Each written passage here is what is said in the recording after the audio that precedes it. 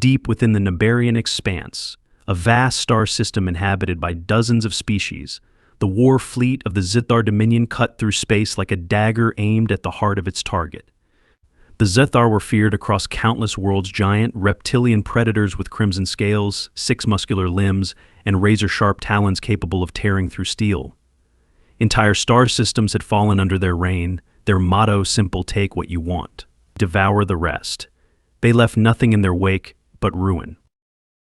On the bridge of their flagship, Deathfang, Supreme Commander Thrax loomed over a holo map of their current prey and insignificant planet in a nondescript sector. It was an unassuming orb, mostly blue and green, with little in the way of advanced defenses. But there were rumors. Whispers, really. There were things about this planet that made Thrax cautious, although he would never admit it. "It is called Earth," one of his officers said, sneering as the word rolled off his forked tongue. "Primitive. Weak. Their leaders quiver at the sight of our fleet. Why waste our time with them, Supreme Commander?" Thrax's piercing yellow eyes glinted with cold amusement. "Because the Great Council demanded it. They are concerned about Earth's resources. Reports suggest an abundance of rare metals and something strange about their biology. We are to investigate and report back before exterminating them." His officer scoffed. "Their biology? Surely they cannot pose a threat to us." Thrax flexed his talons, slicing through the air with ease. "No, they cannot. But we will not underestimate them. We proceed with caution." As they neared Earth's atmosphere, their ships cloaked themselves from detection. Hundreds of warships descended upon the planet like silent predators in the night. Their landing would be swift, their conquest unstoppable. Or so they thought. Hours later, on Earth. In a quiet neighborhood just outside the city of San Diego, Nate Carson was in the middle of setting up for his daughter's 7th birthday party. Bright streamers hung from the backyard fence, and balloons bobbed lazily in the afternoon breeze. Tables were laden with snacks, and a giant inflatable slide towered over the yard, a gift from the local rental company. Nate was sweating, but not because of nerves. Between coordinating food deliveries, assembling gift bags, and wrangling the family dog, Rex, a hyperactive golden retriever, he barely had a moment to catch his breath. "Daddy, where's my unicorn cake?" His daughter, Mia, tugged on his sleeve, her big brown eyes wide with expectation. "It's coming, sweetheart, don't worry. I think the bakery's just a little late." Mia frowned. "But the party starts soon." Nate smiled reassuringly. "Trust me, it'll be here in time." As Mia ran off to play with her cousins, Nate turned to his wife, Sarah, who was arranging chairs on the patio. "We're missing the cake, the panada's still in the garage, and I think Rex ate some of the potato salad." Sarah glanced over at the dog, who wagged his tail innocently. "Of course he did. Don't worry, babe. This party's going to be great. Besides, it's not every day your little girl turns 7. Nate chuckled, though his nerves were still on edge. He had no idea that today, their backyard would become the site of an unprecedented intergalactic encounter in orbit above Earth. Thrax's fleet touched down just beyond the horizon, concealed in a dense forest miles from any human civilization. The Zythar warriors disembarked from their ships, scanning the area with their advanced sensors. Supreme Commander, one of his scouts growled, "We detect energy signatures up ahead. Minimal weaponry. Could be a settlement." Thrax nodded, his talons clicking against the metal hull of his ship. "Move in. Take no chances. We need samples of their species." As the Zythar scouts spread out, slinking through the underbrush, their sensitive hearing caught an unexpected noise in the distance: laughter, music, the sound of children squealing in delight. It was unlike anything they had ever encountered before. "Commander," the lead scout whispered through his comms, "there's a disturbance ahead. Some kind of gathering." Thrax's eyes narrowed. "Are they preparing for battle?" "No, sir. It appears to be some kind of ritual. A celebration." Thrax hesitated. Celebrations? He had encountered many primitive species, but few of them had time for festivities, especially on the brink of an invasion. "Proceed with caution. I want full visuals." The scout activated his helmet's recorder, capturing the scene ahead. Through the trees, they spied Nate's backyard festooned with bright colors, humans dressed in casual clothing, and dozens of children laughing and running around. The centerpiece was a large, inflatable slide that loomed over the backyard like some kind of alien structure. To the Zythar, it was utterly bizarre. Thrax studied the footage with increasing confusion. What is this? One of his lieutenants stepped forward, interpreting the scene. It appears to be some form of dominance display, Supreme Commander. The younglings are being tested. Observe there are small competitions, physical trials, and the large structure may be a training apparatus. Thrax stared at the inflatable slide as several children took turns climbing it, only to slide down with gleeful shrieks. They're not training. They're playing. The lieutenant shook his head. Impossible. No species plays during an invasion. Sir, another scout's voice crackled through the comms.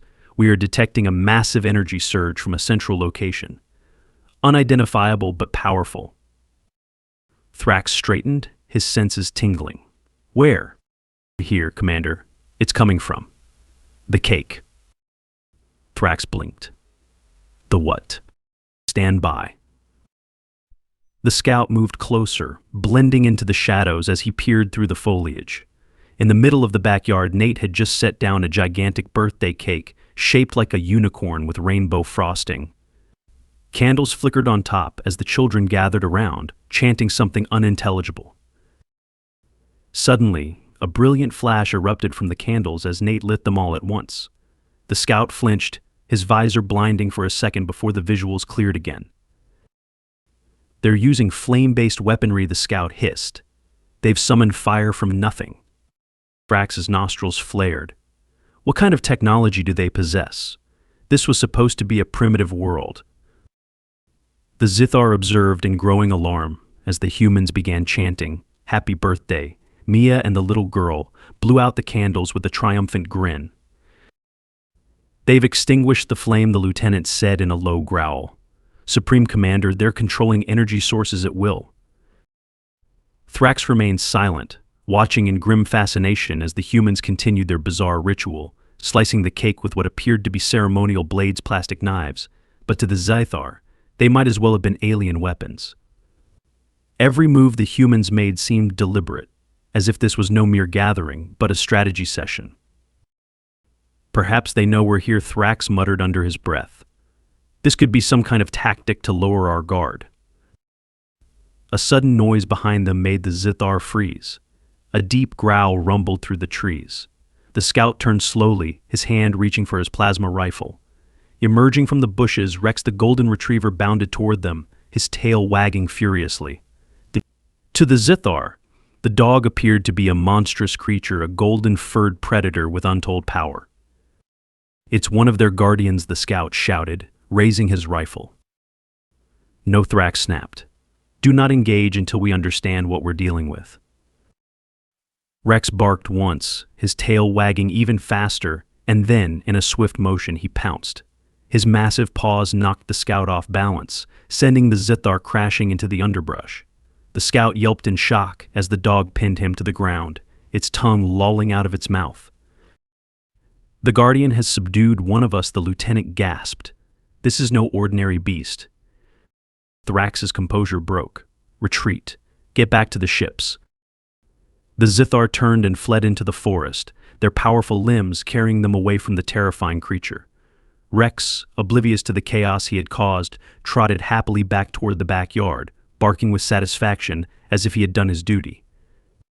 Back at the party. Nate scratched his head as Rex returned, his fur matted with leaves. Where have you been, boy? He muttered, patting the dog's head. Rex wagged his tail and plopped down beside Mia, who was happily munching on a piece of cake. Unbeknownst to Nate and the rest of the partygoers, the Zythar war fleet was in full retreat, their initial plans of conquest utterly derailed by what they believed to be an advanced and dangerous species. As Thrax's ships took off, he glanced one last time at the visuals of the birthday party, his mind spinning. We need more intelligence on this species, he growled. We will return, but not until we are prepared to face whatever that was. He shut off the holo screen, a lingering sense of dread gnawing at his gut. The Zythar fleet hung in low orbit, cloaked from detection as they regrouped. Thrax paced the command bridge of Deathfang, his tail flicking in agitation. Reports flooded in from his lieutenants, each one more baffling than the last. Supreme Commander, we've analyzed the footage. The human's ritual was clearly designed to summon energy forces beyond our comprehension. We believe the creature, what they call a dog, is a guardian species, possibly genetically modified to protect their young.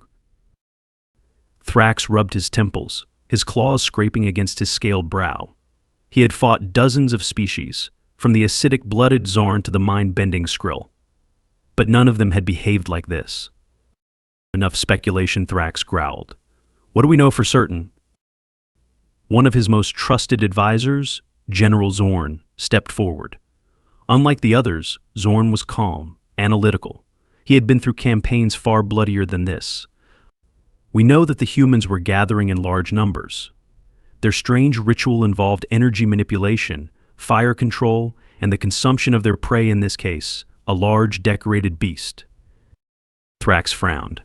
Prey. Zorn nodded, pulling up a detailed holo image of the unicorn cake. We believe this is a representation of a creature they hunted, killed, and adorned with ritualistic markings before consuming it in front of their young. This is typical of predator cultures, meant to teach the younglings about their place in the food chain. The others murmured in agreement, their fear slowly transforming into curiosity. And the creature that attacked our scout. Uncertain, but its strength is undeniable. We need to investigate this dog species more thoroughly. If they can tame such beasts, they may have other, even more dangerous creatures at their disposal. Thrax leaned back in his command chair, his talons drumming against the metal armrest. The humans had proven themselves more complex than he had anticipated. If they truly had command over fire creatures and bizarre rituals, they could not be taken lightly. Yet, it still didn't make sense. The humans had primitive technology, no spacefaring capabilities, and they weren't even aware of the Zythar presence. Could it all be a misunderstanding? He shook his head. We cannot attack blindly. Prepare a small reconnaissance team. I want to know everything about this, Earth and its inhabitants. Zorn saluted crisply. As you command, Supreme Leader. But what of the previous plan to extract a few specimens for study? Thrax's jaw tightened. Send the recon team first. If they report that the humans are weak, we'll proceed with the capture mission. But if they are dangerous, we'll have to reconsider. Back on Earth. The birthday party had wound down as the sun began to set. Nate, exhausted but pleased, sat on the porch with a cold beer in hand, watching the last of the kids run through the yard. Rex was sprawled lazily beside him, looking very proud of himself after his mysterious romp through the woods. Mia ran over, her face sticky with frosting, holding a piece of her unicorn cake in one hand. Daddy, did you see how fast I went down the slide? I was the fastest. Nate grinned. I sure did, kiddo. You're like a rocket ship. Mia giggled and handed him the half-eaten cake. You want the rest of the unicorn? He waved it off. Nah, that's all yours. You earned it. As Mia skipped away, Sarah joined Nate on the porch, handing him another drink. Not bad for a last-minute birthday, huh? Not bad at all, Nate replied, taking a long sip. Think we can get the inflatable slide back for our birthdays? She laughed. Maybe. Though I don't think Rex would survive another round of cake. Nate glanced down at the dog, who gave a contented huff. He's tough. He'd probably eat a whole cake if we let him. Sarah's smile faltered as she looked out toward the woods. You think something's out there? Nate raised an eyebrow. Why? I don't know. It's just Rex never runs off like that. And earlier I thought I saw something, just a flash of red, like a light. Nate shrugged. Could have been a car on the highway. Or maybe a drone. You know how those things are everywhere now. Yeah, maybe. But Sarah's unease lingered as she watched the sky darken. There was something odd about the day, something she couldn't quite shake. She chalked it up to exhaustion from the party and busied herself cleaning up the yard. At the same time, in the Zythar ship. The recon team had been deployed, stealthily entering Earth's atmosphere under cover of night. They had orders to gather intelligence, observe without being seen, and report back. The 3 Zythar soldiers moved quickly and silently, their advanced armor rendering them invisible to human technology. Their target was simple: infiltrate the human settlement, gather biological samples, and learn more about this so-called guardian species. As they crept toward Nate's neighborhood, one of the soldiers Drac detected something on his scanner. "Energy surge ahead," Drac whispered to his comrades. "It's faint, but it's coming from the settlement." "Is it one of their rituals again?" the second soldier, Vrax, asked. His voice was filled with dread. The memory of Rex pinning their scout had rattled the entire crew. "Hard to say," Drac muttered, crouching low as they neared Nate's backyard. The house was quiet now, the party long over, but the energy signature persisted. They moved in closer, keeping to the shadows. Their scanners began picking up more details. The house was filled with technology, much of it primitive by Zythar standards, but still active. Lights, power sources, some form of communication network.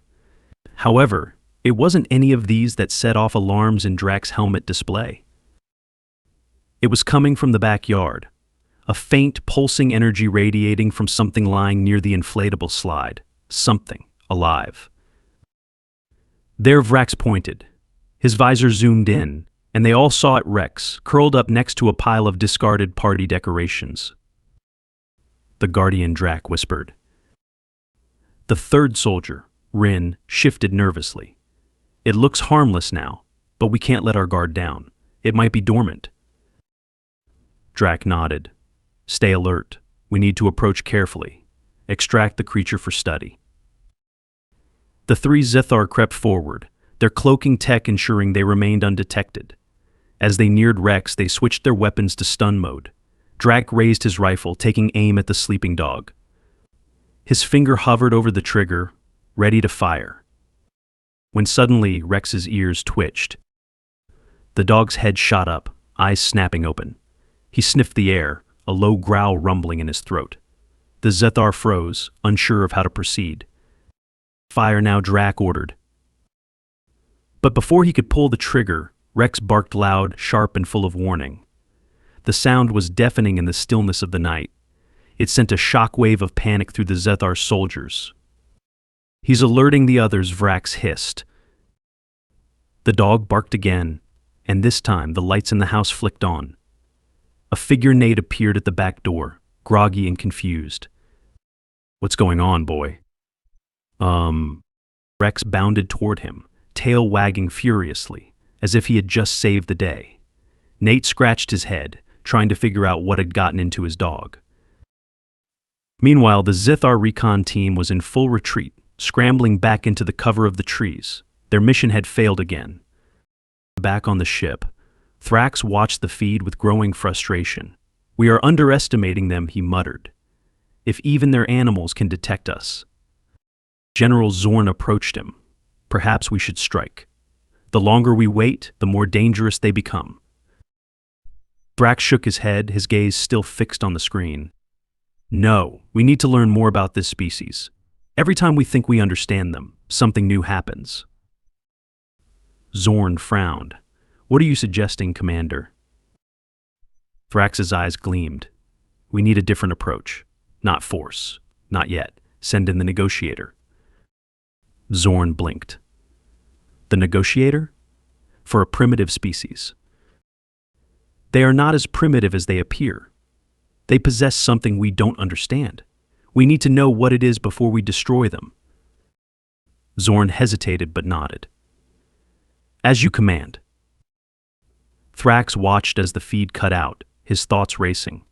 For the first time in his long career, he felt something unusual in the pit of his stomach. It wasn't fear, not quite, but it was close. The Zythar fleet remained cloaked in Earth's orbit, silent and motionless like a predator waiting to strike. But instead of launching a full-scale invasion, they now prepared for something far more subtle. In the depths of Deathfang, the negotiator stood ready, an elite Zythar trained not in war, but in diplomacy and manipulation. Unlike the massive, hulking warriors of the Zythar army, the negotiator was lithe and slender, with smooth emerald scales and a gaze that could pierce through the minds of any opponent. She was a master of deception, able to bend even the most stubborn species to her will. Thrax stood before her, his arms crossed. You know your mission. We need to understand these humans before we make any further moves. No bloodshed yet, just information. The negotiator bowed her head slightly. I understand, Supreme Commander. I will speak with them. And when I return, you will know everything you need. With a nod from Thrax, the negotiator turned and disappeared into the shadows, making her way to the transport pod that would take her down to the surface of the planet. Back on Earth. It was a quiet evening at the Carson household. The birthday party had ended, and after a long day of cleaning up, Nate and Sarah were finally settling down. Mia was tucked into bed, and Rex was curled up on the couch, snoring softly. Nate stretched out in his recliner, the TV casting a soft glow in the dim room. As Sarah was about to join him on the couch, there was a sudden knock at the door. She froze, glancing at Nate. Who could that be? It's late. Nate frowned. I don't know, but I'll check. He stood up and made his way to the front door. Rex stirred, his ears perking up, but he didn't seem alarmed. When Nate opened the door, he was greeted by a strange sight. Standing on the porch was a tall, slender woman, though she didn't look quite human. Her skin had an odd sheen to it, and her eyes were an unnatural shade of green that almost seemed to glow in the dark. She wore a long, flowing cloak, and her face was serene, almost too serene. Hello, she said in a voice that was calm and smooth, but with an eerie undertone. I'm sorry to intrude so late. May I speak with you? Nate blinked, taken aback by her sudden appearance. Sure. Do I know you? The woman smiled faintly. No, we have not met, but I've come a long way to speak with you and your family. May I come in? Nate hesitated. Something about her made him uneasy, but her manner was polite, and he didn't want to be rude. Okay, I guess. Come in. The negotiator stepped inside, her movements graceful and deliberate. Rex lifted his head, sniffing the air, but didn't bark. The dog's eyes followed her, curious but not alarmed. Sarah came out from the kitchen, wiping her hands on a towel. Who's this? She asked, her eyes narrowing in suspicion. The negotiator turned to face her, her unsettling gaze locking onto Sarah's. I am a traveler, visiting your world from afar. I wish to learn more about your people. Nate scratched his head, confused. Are you like from some foreign country? You don't look like you're from around here. She smiled again, this time with a hint of amusement. You could say that. I come from a place much farther than any of your countries. I've been watching your world for some time now, and I am fascinated by your customs. Sarah's frown deepened. Watching our world? Who are you? The negotiator's smile faded slightly. My name is Neela. I am here to observe, to understand. I wish to speak with you about the events earlier today. You're gathering your rituals. They were intriguing. Nate's heart skipped a beat. The birthday party? Wait, how do you know about that? Neela's expression remained calm. I have seen much more than you realize. You may think your world is small, but there are those of us who see beyond your borders. Sarah stepped forward, crossing her arms. All right, enough with the cryptic stuff. Who are you really? And why are you talking about our daughter's birthday like it's some kind of alien event? For a moment, Neela's eyes flickered with something unreadable. Then she straightened, dropping all pretense of normality. Because to my people, your customs are foreign. We do not celebrate as you do, but we have observed your strength, your connection to each other, to your guardian creature. Nate's confusion turned into a cold knot in his stomach. He wasn't sure what was going on, but something wasn't right. Wait, are you saying you're not from Earth? Neela tilted her head, as though she found his question amusing. I am not. But that is not important right now. What is important is understanding your species better. Today's events were surprising to us. Sarah's eyes widened. Wait, is this some kind of joke? You're seriously telling me you're an alien? Neela's expression remained neutral. I do not joke. My people have been watching your planet for some time. We came here with certain expectations. But after today's events, we realize there is much more to your species than we anticipated. Nate took a step back, his mind racing. You've been watching us? Why? What do you want? Neela's voice softened, almost apologetic. At first we sought to subdue you, to take what we needed from your world as we have done with others. But your gathering today, the strange energy, the control you seem to have over forces we do not yet understand, these have made us reconsider. Sarah stepped in front of Nate, her eyes blazing with anger. Are you telling me your people were planning to invade us, and now you're not because you saw a birthday party? Neela held up a hand, her voice steady. Please, understand that we did not know the full extent of your capabilities. Your species is more complex than we thought. I am here to ensure that conflict is avoided. Nate's pulse raced as he tried to wrap his head around what was happening. This woman, this alien, was here because of Mia's birthday party. It sounded ridiculous, but the way she spoke, the strange aura around her, there was something undeniably real about it. You saw us having a party, Nate said slowly, and you thought we were some kind of threat. Neela nodded. Yes, the energy you summoned, the creatures you command. We do not fully understand them, but they were enough to give us pause. My people feared what they might mean for us. Rex barked suddenly, trotting up to Neela and sniffing her leg. For the first time, Neela seemed to hesitate, as though the dog's presence unnerved her. She stepped back slightly. Your guardian. It is powerful. We have seen its strength firsthand. Nate blinked, looking down at Rex. Rex? He's just a dog. Or to you, perhaps, Neela replied. But to us, he is a formidable creature. We have seen him in action.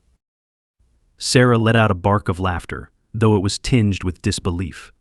You're telling me you watched our dog and decided not to invade? You've got to be kidding. Neela's gaze flicked between them, her expression as serious as ever. I assure you, this is no joke. We respect power, and today we witnessed something that made us question our plans. I am here to ensure we do not make a mistake. Nate and Sarah exchanged glances, both of them stunned into silence. The whole situation felt surreal, like they had stepped into some bizarre dream. Finally, Nate spoke up, his voice shaky. So, what happens now? Neela took a deep breath, her green eyes softening slightly. Now we return to our world. We will observe from a distance, but we will not interfere with your people. Your customs, your bonds have shown us that there is more to your species than we thought. We will leave you in peace, for now. Without waiting for a response, Neela turned and walked to the door. She paused, looking back at them one last time. Your people are stronger than you realize. Perhaps one day we will meet again. But next time, it will be on equal terms. With that, she stepped out into the night and vanished. Nate closed the door, his heart pounding in his chest. He turned to Sarah, who was still standing there, her eyes wide with shock. Did that just really happen? Sarah shook her head slowly. I guess so. Rex barked happily, wagging his tail like nothing was out of the ordinary. Nate sighed, running a hand through his hair. Well, that was one hell of a birthday party. Sarah finally let out a laugh, a genuine one this time. You think Mia will ever believe us if we tell her aliens almost invaded because of her party? Nate smiled, shaking his head. I don't think anyone would. As they sat back down, trying to process what had just happened, Rex jumped up onto the couch, settling in between them. Nate glanced at the dog and gave him a pat on the head. Good boy, Rex. Looks like you saved the world today. And though the stars beyond Earth's skies would always hold hidden dangers, for now, the planet slept peacefully thanks, in part, to a birthday party that was more powerful than anyone could have imagined.